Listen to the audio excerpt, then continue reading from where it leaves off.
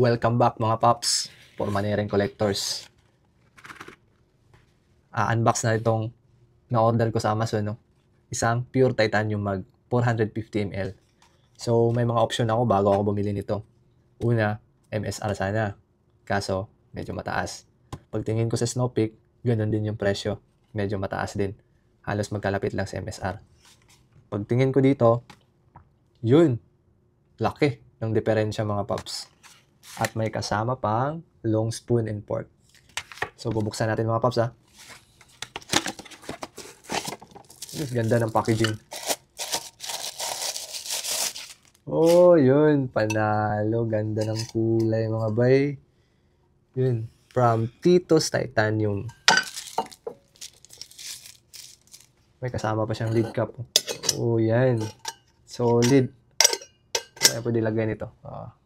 Ganda, di ba? Panalo. Check naman natin to, mga paps. Ayos din mga paps. May lalagyan din siya, oh. So, yun. Long spoon and fork. So, maganda kasi ito mga paps, para hindi ka na magdala ng sandok. Ito na lang gagamitin. Hydrated food yung dala mo. Ito talaga yung the best na gagamitin. So, ano to mga paps? I-review natin to pagdating ng Pilipinas. Gagamitin ko to sa ahon. And we will see kung worth it ba sa price niya.